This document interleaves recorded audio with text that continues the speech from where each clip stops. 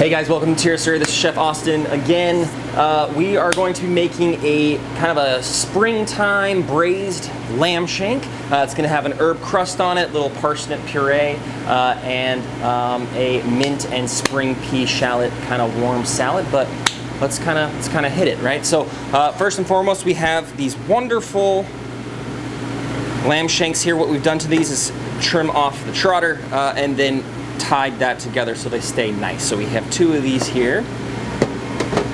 But let's get started on the herb crust. So 2 parts parsley to 1 part mint.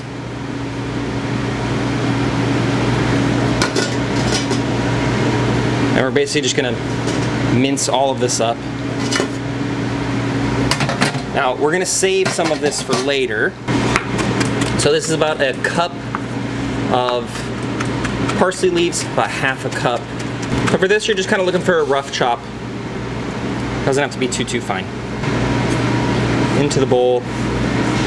To this, we're also going to add 3 cloves of crushed garlic.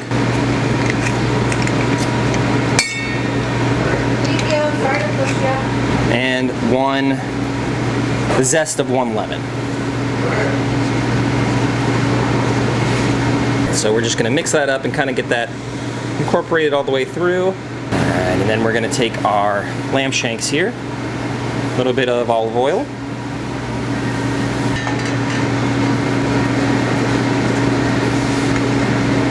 give them a nice generous seasoning,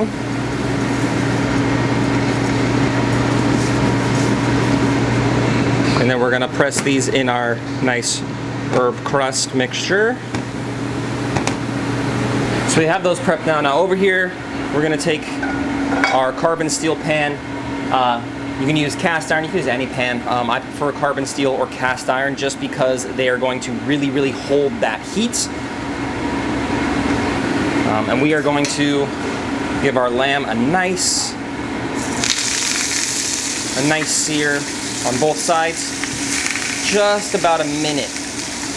Now, while that is going, we're gonna start on our parsnip puree. So over here, all I have is just a steam basket, a little bit of water, and earlier I've just peeled and cut some parsnips, kept them in water just so they don't turn color on me. I want to keep them as white as possible for presentation purposes. We're gonna let those steam. Flip our lamb nice and golden brown. While that's going as well, we can start on our English peas. So these are English peas. I have already shelled them, and we just have some boiling salted water here. And we're gonna get those blanching. Those are just gonna blanch for just a couple minutes, and then we're gonna drain them and put them in an ice bath in a separate pot. We're going to take these out.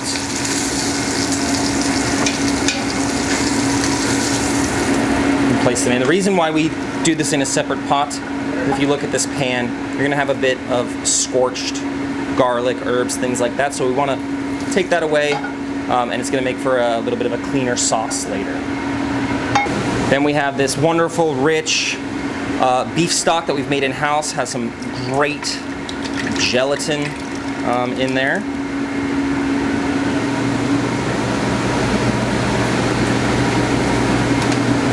And then we're also going to be putting our wine that we're pairing with this. So this is our Quartet.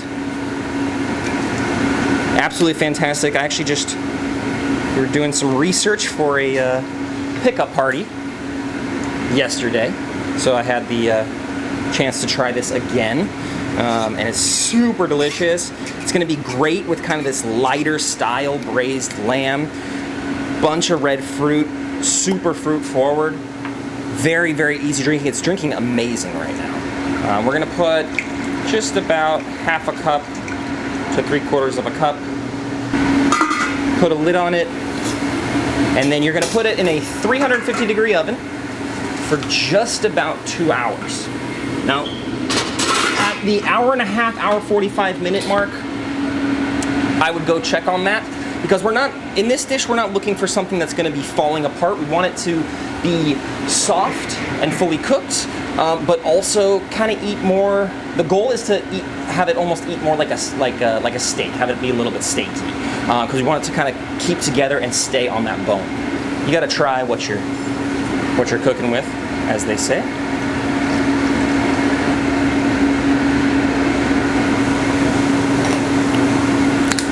Yeah, super great tannin, really easy drinking, nice fruit, nice red fruit. I'd even go somewhere along the lines of blueberries, not really blackberries, but really, really nice. So our peas are just about done. You can see they kind of start to wrinkle. The skins on them just barely start to wrinkle. So we're gonna take these, and then these are gonna go cool down in some ice water, just to shock them and kind of lock in that green color.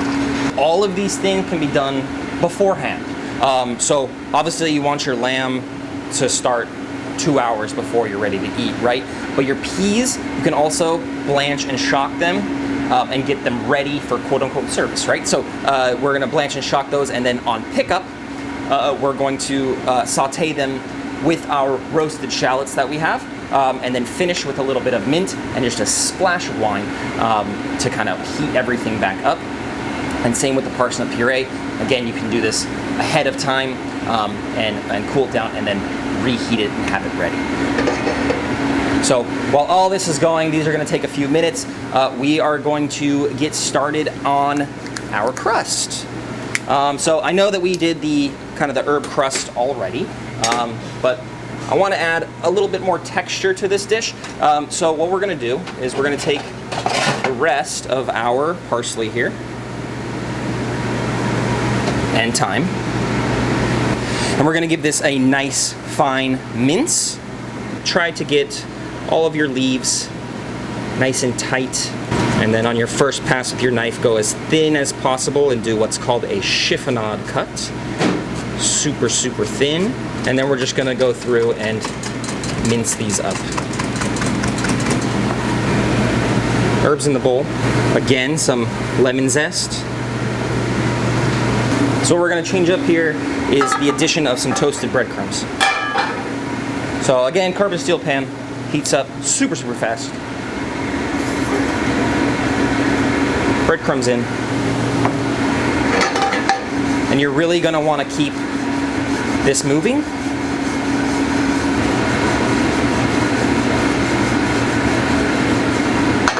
Now to this, we're gonna add a good pinch of salt and black pepper.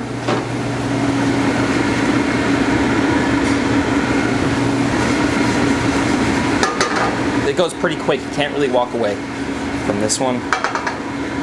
Already starting to pick up that kind of toasted breadcrumb. All right, and that's about to where I want that. Now, pan is still hot, right? So it's gonna keep toasting. So we're gonna get this out of the pan into a bowl, and we're gonna let this just kind of cool down for a minute. If we put our herbs in now, they're gonna go brown on us because they're gonna cook. So we wanna just kind of let that cool down, just slightly warm, if not room temperature.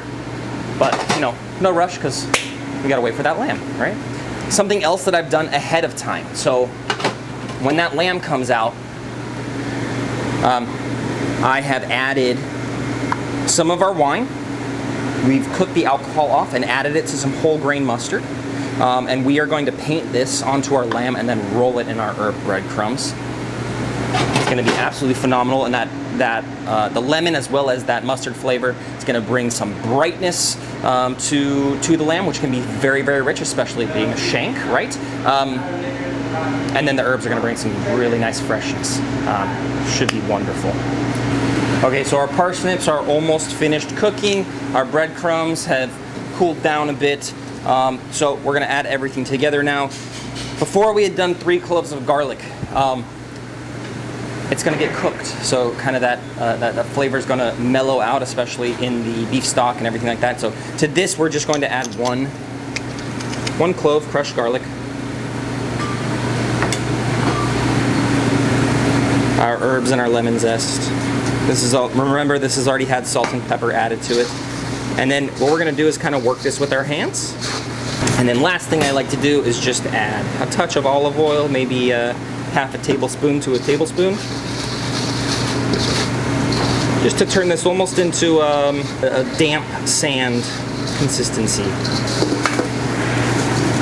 Put that into a vessel that makes it a little bit easier for our our breading process. So these are finished.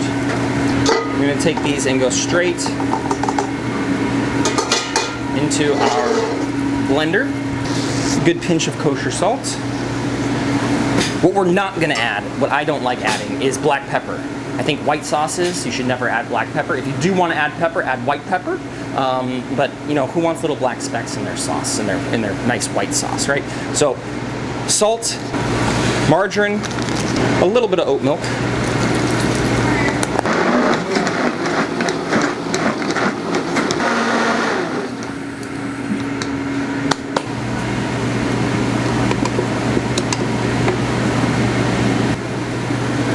A little bit more runny than like mashed potatoes, right? So just a nice puree. Our lamb is probably about done at this point. We'll take this guy out of here.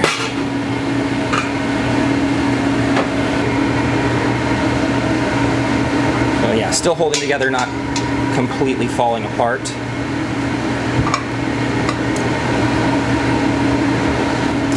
Now we're gonna take our braising liquid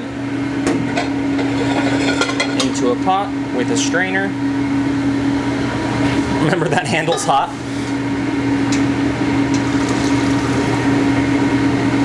We're gonna put this guy on high and reduce that just to a nice kind of sauce consistency. Pan, high heat. Now we're gonna do our peas. So I've already drained the peas here. Nice and al dente. And one thing we haven't shown you is these shallots. Now all I did to these shallots beforehand is I took whole shallots, just a little bit of oil, salt and pepper, and put them in the oven until the outside portion of the skin was nice and dark. And then what we did is just peeled that off, and underneath you just have these super soft, cooked through shallots, really, really nice. Kind of concentrates those flavors, right? So in here, a very small, maybe a teaspoon of oil. You don't need much. We really want to almost blister these peas, and the only way that we're going to be able to do that is get this pan super, super hot. We want that oil to be smoking. It's going to be so hot, right? And then on deck, we also have a bit of our wine. Off the flame, we're going to add our peas. So our peas and our shallots go right in. Now these shallots, all I did again was roasted them in the oven, let them cool down, took off that outside skin, and then cut them in half lengthwise. So when they break apart, when they heat up and break apart, they'll kind of just be these nice little petals that come throughout your little side dish here. Some salt, some black pepper. Let that wine fully cook off. And you see those shallots kind of pick up that color of the wine and become more of a deep red. Alright, wine's cooked off. Last thing that we're gonna add, just some whole sprigs of mint. And just give that a nice little toss. Now if you want to, you know, you can take these off the stem. I kind of like the rustic look. Sauce. So, when you do this a lot, you can kind of tell the thickness of something by the way that it bubbles when it boils. And this is kind of what I'm looking for when it's boiling. So I don't know how to describe it other than it's a lot of tiny, tiny bubbles, and they're coming up very fast instead of a lot of large bubbles. And what that tells me is the sauce has reached basically the consistency that I want. First things first, we are going to take our puree here.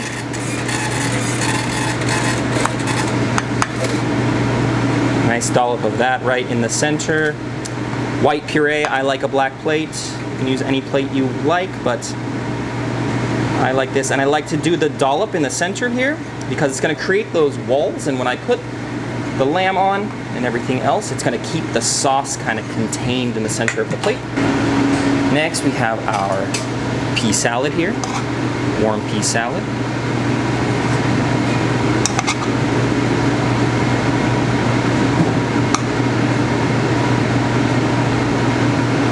And last thing, we're going to take our lamb shank,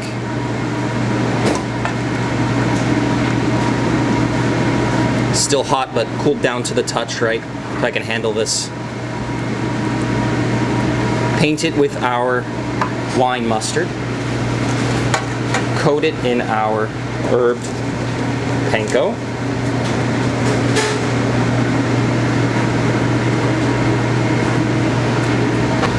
If you can find them, super delicious and super seasonal. We just have to kind of tie in those peas.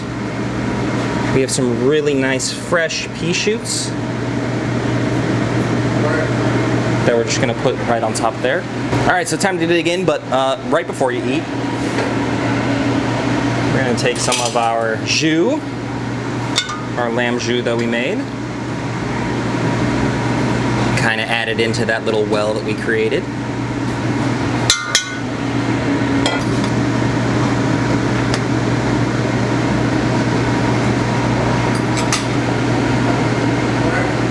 With all these kind of fresh flavors, with the crunch from the panko, with all the herbs, with the acidity, kind of punchiness of that mustard, it really does kind of elevate this to a more just a lighter dish, including, you know, and that punchiness of the mustard kind of gets counterbalanced by the sweetness in the parsnips and the peas. Yeah, believe it or not, the mint actually plays really well with that wine. I really enjoy it. Anyways, thanks for joining us. Hope to see you again soon, and I hope you all enjoy the dish.